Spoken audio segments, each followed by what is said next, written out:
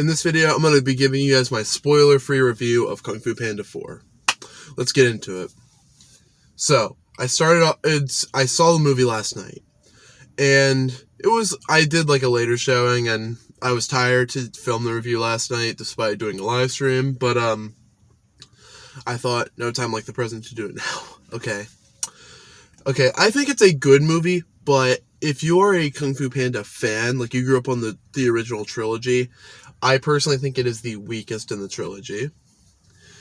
I have some positives and some negatives, so I want to talk about all of them spoiler-free, of course. So, the general synopsis, the synopsis of the movie is Po needs to become the spiritual wisdom person, essentially what Master Oogway was, and he needs to find a successor for the Dragon Warrior, and he does not want to do that. He does not want anything to change. And that's sort of the theme of the movie. And I think they were okay with how they did it. It wasn't the best. I think the positives of the movie, the animation was very, very bright and colorful. They had some of the best action scenes, and a lot of the characters were really fun. It was a pretty funny film, but let's say compared to the other three, it felt like the most childish. Personally, I get it. It's a DreamWorks movie. It's not meant to be an adult animated film. It also feels like it's the least mature of the films, but I think the action and the animation and the voice acting was very well done. That's the best part of the movie, I think. So, let's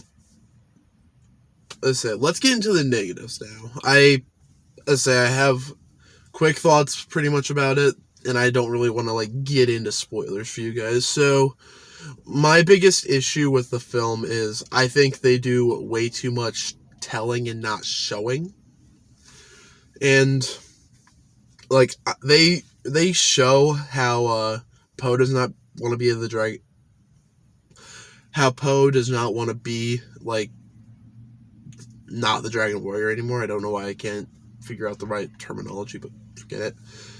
I think they do handle that pretty poorly, honestly. It makes Po come off extremely immature, and he's developed so much throughout the series. And Po's never been an idiot. He's meant to be a goofy character, but when it comes down to it, something serious, he will get serious. And you could see that with his previous 3 movies. When he needs to get serious, he gets serious. I think they handled that a bit poorly. It felt out of character not out of character, just felt really immature for Po. And I thought that was I don't think that was good. Another complaint I have is I think they handled Shifu's character horribly. I did not like Shifu in this movie. Shifu is a wise wisdom kung fu master, and they basically they did a lot of stuff for him that was completely out of character. He was judgmental of Po's actions. He was just forcing him around the entire time.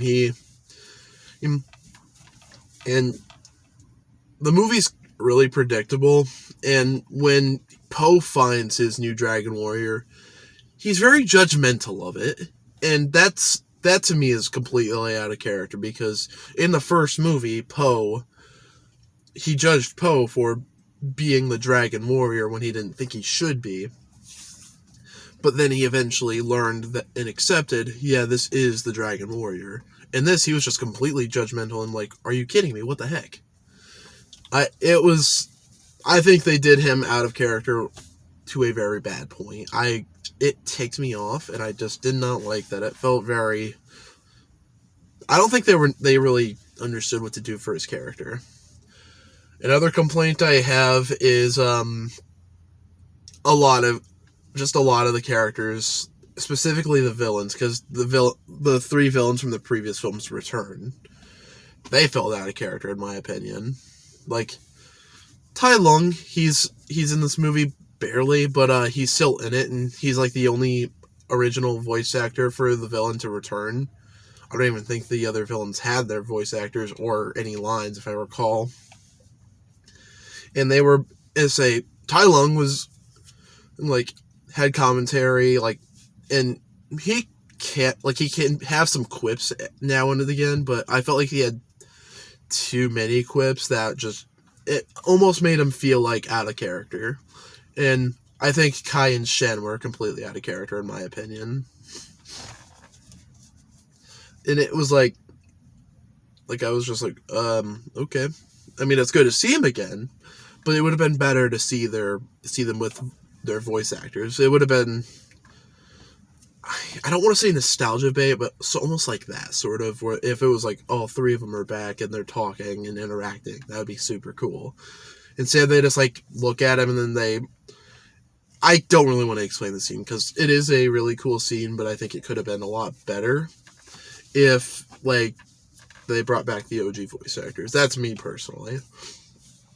Another complaint I have is the Furious Five are barely in this movie, and they're in it for like one scene, and I feel like it would have been almost better if they were not included. It felt like it was like I kept hearing, yeah, the Furious Five is in the movie, but they're gonna barely be in it. And I'm like, okay, if you're just bringing them back for like, yeah, to like please the fans, have them be a part of the movie a bit more.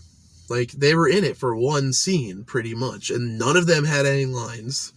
They had like this, like the sound effects because they were like fighting and training and stuff. But if you're just gonna do that just to like please the audience, why not just not include them in the movie? I think I would have been more pleased as an audience member if they were a part of the movie, a part of the plot, fighting and trying to stop the villain.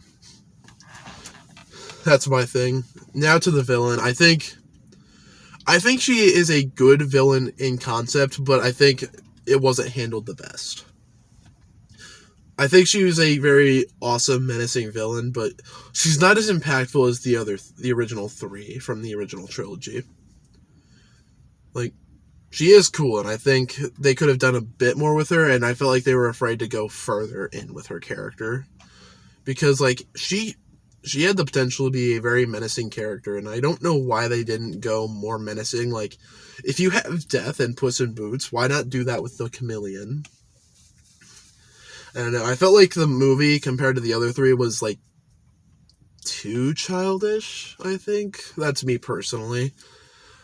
But overall, I think it was a very, like, I have some negatives and some positives. It was a good movie. I enjoyed it. I think it's worth your time if you are a Kung Fu Panda fan. But if you like want to take your kids to see it, I'd recommend it. It's a good movie. I like it. I say on a scale from 1 to 10, I think I'll give it a 6.5 out of 10. It's definitely the weakest of the Kung Fu Panda series, but could be worth your time if you are into animated films and Kung Fu Panda. That's all I really have to say for you guys about the movie. I hope you guys enjoyed my review, and I hope if you guys go see the movie, I hope you guys enjoy it.